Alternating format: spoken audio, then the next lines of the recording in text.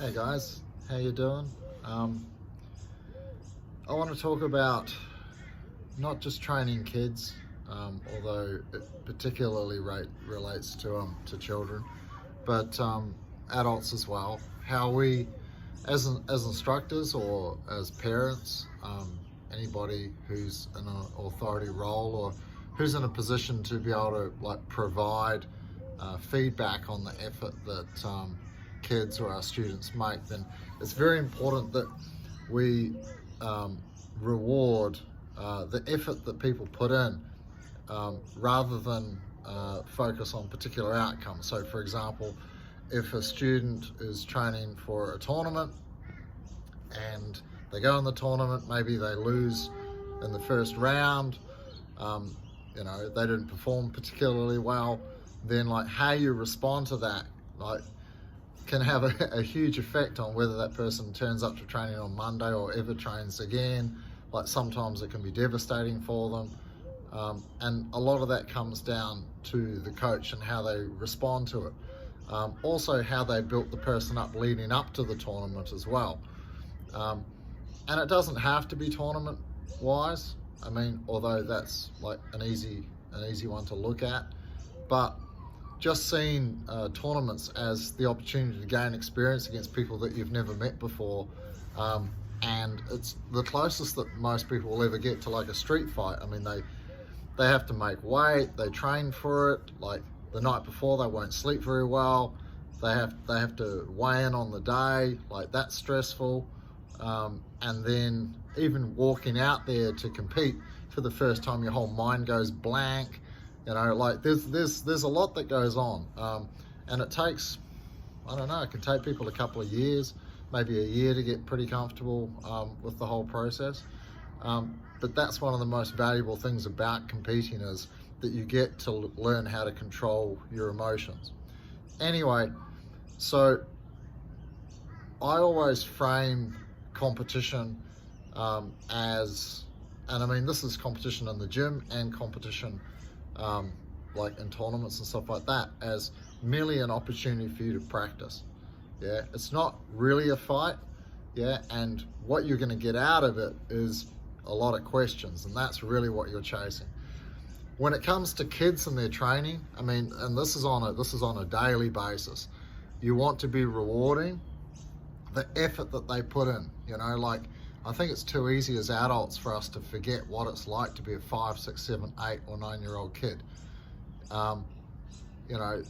They walk into a room full of giant people that they don't know, right?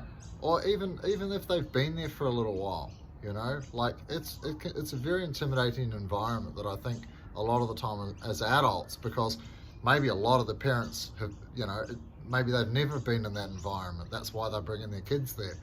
And it's one of the reasons why parents should train, because then they'll have a better understanding as to what the child is going through. Because it can be scary and it can be intimidating, and some gyms are downright rough. The school that I started at, they just belted everybody, and then whoever stayed they taught, and most people left because it was super harsh. These days gyms are a lot more professional. Anyway, so we're looking at reward systems and what we focus on and what we ask the students to focus on. Every class, at the end of the kids class, I line everybody up. I try and give everybody a general compliment. Hey, everyone put in a lot of effort tonight. You worked really hard. I was very impressed with this. This was really great. Obviously, it's a new technique, but I'm super impressed. And I'm not lying to them. It's genuinely how I feel. And then if you can tell that particular kids have found it difficult, then it's okay to highlight that. It's okay to go this is part of the journey, and you were really tough and you persevered tonight is really, really good. Sometimes the kid's going to be the bigger kid, sometimes the kid's going to be the smaller kid.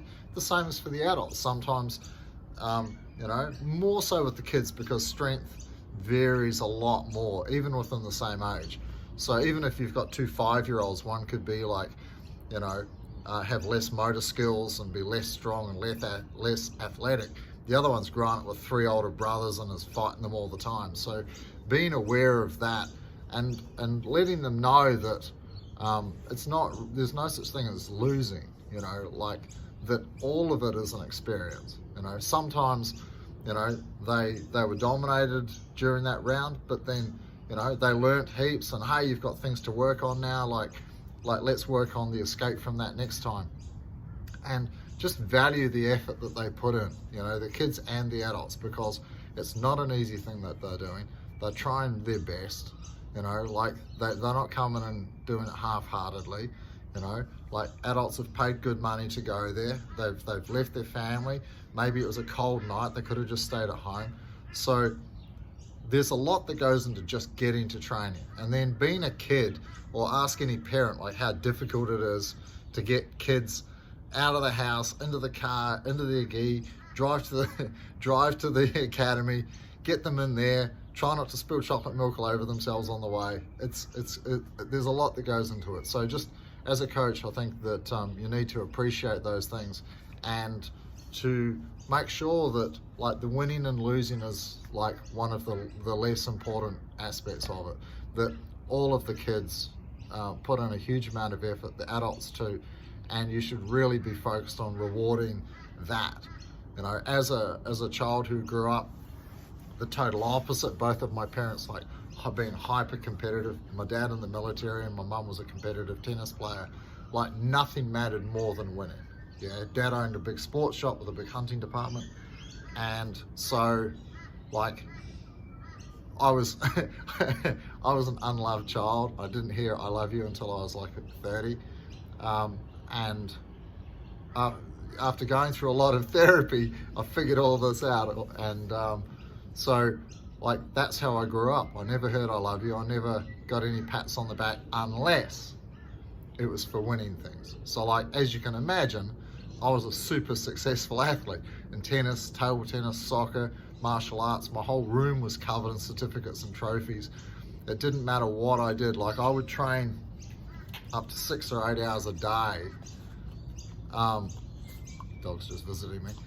6 or 8 hours a day to try and appease my parents, you know, and it was never enough. It didn't matter what I did, how many state, national, international titles that I won. It was never good enough. And I didn't have a childhood, you know, I didn't have friends, you know, my entire life was spent just trying. Now I can look back and go, my whole life was spent trying to earn I love you, yeah, and it's a very, very sad thing. And so now teaching a lot of children myself, I do my best to try and avoid that, you know, and ensure that the parents give the kids a lot of love and attention, and are grateful for the effort that the kids put in, without going like you have to win this gold medal.